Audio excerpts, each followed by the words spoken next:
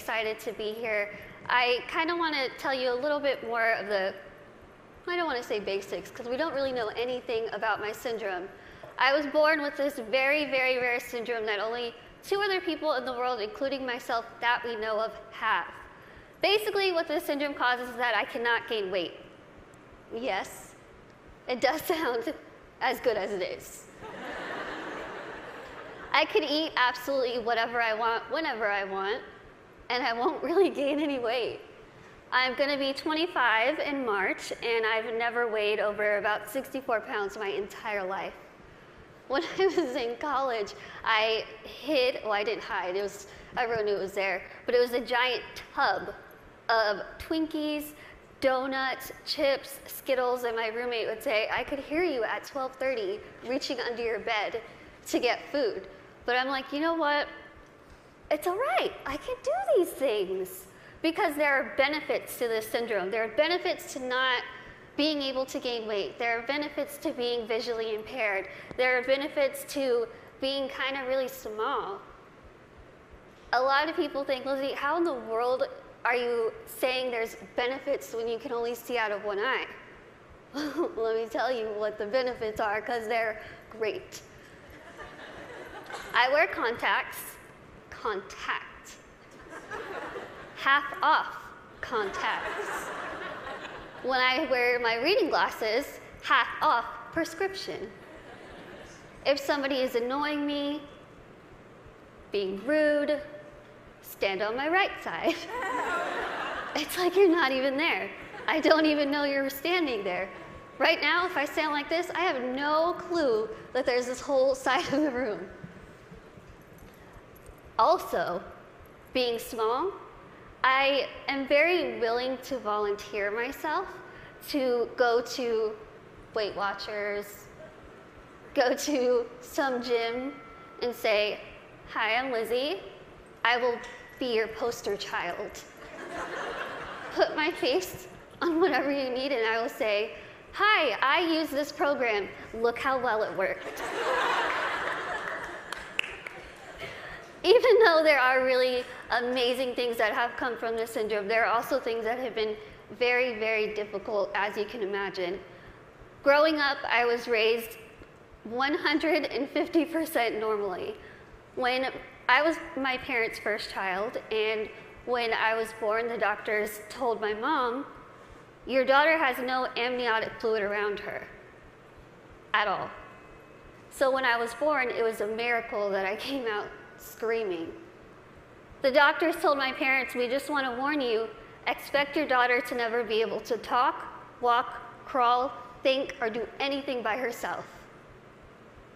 Now, as first-time parents, you could think that my parents would say, oh no, why?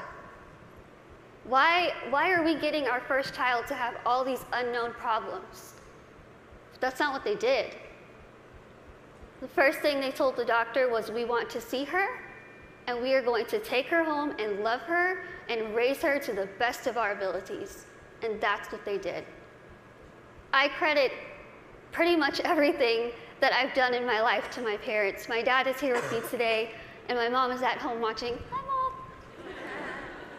She's recovering from a surgery, and she has been the glue that's held our family together and giving me the strength to see that she's going through so much, but she has this fighting spirit that she's instilled in me, that I have so proudly been able to stand in front of people and say, you know what, I've had a really difficult life, but that's okay.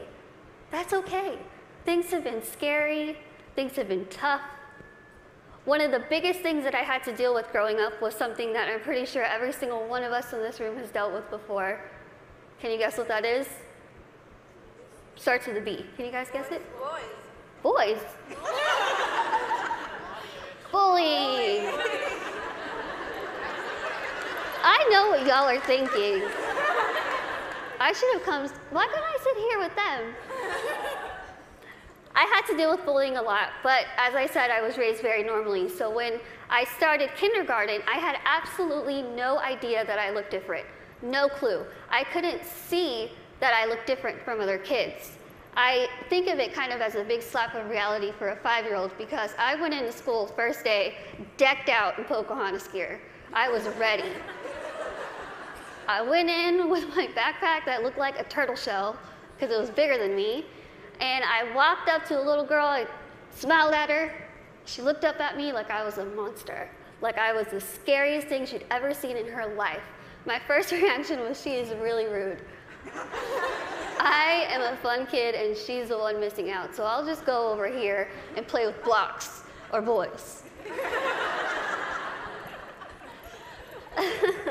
I thought the day was going to get better, and unfortunately it didn't. The day kind of got worse and worse, and a lot of people just wanted to have absolutely nothing to do with me, and I couldn't understand why. Why? What did I do?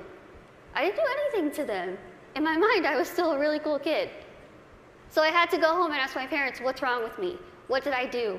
Why don't they like me? And they sat me down and they said, Lizzie, the only thing that's different about you is that you're smaller than the other kids. You have this syndrome, but it's not going to define who you are. They said, go to school, pick your head up, smile, continue to be yourself, and people will see that you're just like them. And so that's what I did. I want you to think and ask yourself this in your head right now. What defines you? Who are you? Is it where you come from? Is it your background? Is it your friends? What is it? What defines who you are as a person? It's taken me a very long time to figure out what defines me. For so long, I thought what defined me was my outer appearance. I thought that my little tiny legs and my little arms and my little face was ugly. I thought it was disgusting. I hated when I would wake up in the morning and I was going to middle school and looking in the mirror, getting ready and thinking, can I just scrub this syndrome off? It would make my life so much easier if I could just scrub it off. I could look like the other kids. I wouldn't have to buy clothes that had Dora the Explorer on it. I wouldn't have to buy stuff that was bedazzled when I was trying to be like the cool kids. I would wish and pray and hope and do whatever I could to pray that I would wake up in the morning and I would be different and I wouldn't have to deal with these struggles. It's what I wanted every single day, and every single day I was disappointed. I have an amazing, amazing support system around me who never pity me, who are there to pick me up if I'm sad, who are there to laugh with me during the good times, and they taught me that even though I have this syndrome, even though things are hard, I can't let that define me. My life was put into my hands, just like your lives are put into yours. You are the person in the front seat of your car. You are the one who decides whether your car goes down a bad path or a good path. You are the one that decides what defines you. And let me tell you, it could be really really hard to figure out what defines you. Because there are times where I would just get so annoyed and frustrated, and I don't care what defines me. When I was in high school, I found a video, unfortunately, that somebody posted of me, labeling me the world's ugliest woman. There were over 4 million views to this video, 8 seconds long, no sound, thousands of comments. People saying, Lizzie, please just do a world a favor, put a gun to your head and kill yourself. Think about that. If people told you that, strangers told you this. I cried my eyes out, of course, and I was ready to kind of fight back, and something kind of clicked in my head, and I thought, I'm just going to leave it alone. I kind of started realizing that my life is in my hands. I could either choose to make this really good, or I can choose to make this really bad. I could either be grateful and open my eyes and realize the things that I do have and make those the things that define me. I can't see out of one eye, but I can see out of the other. I might get sick a lot, but I have really nice hair. Thanks. You guys are like the best little section right here. Oh, you lose my train of thought. Okay, where was I? Hair. Okay, thank you.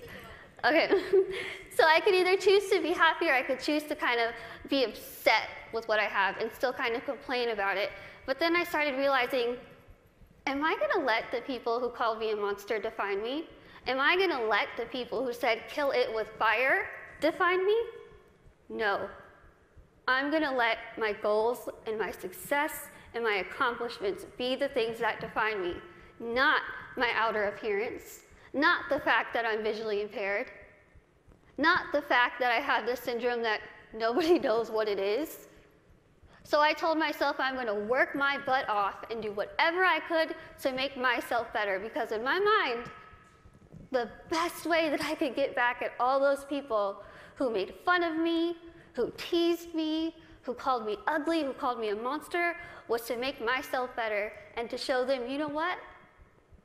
Tell me those negative things, I'm going to turn them around, and I'm going to use them as a ladder to climb up to my goals. That's what I did. I told myself I wanted to be a motivational speaker, I want to write a book, graduate college, have my own family, my own career. 8 years later, I'm standing in front of you, still doing motivational speaking. First thing, I accomplished it. I wanted to write a book. In a couple weeks, I will be submitting the manuscript for my 3rd book.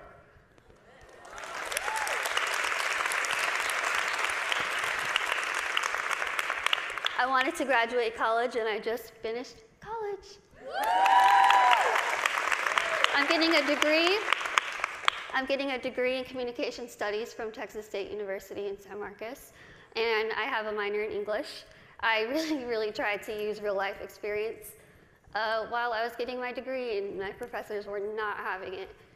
But I wanted to have, lastly, my own family and my own career, and the family part is kind of down the line.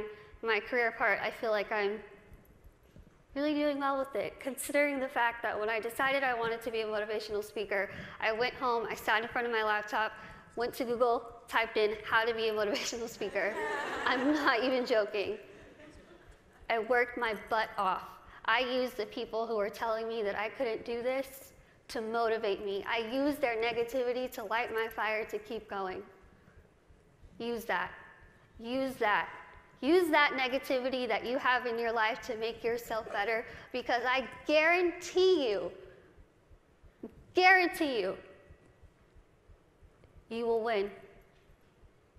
Now, I want to end with asking you again. I want you to leave here and ask yourself what defines you. But remember, brave starts here. Thank you.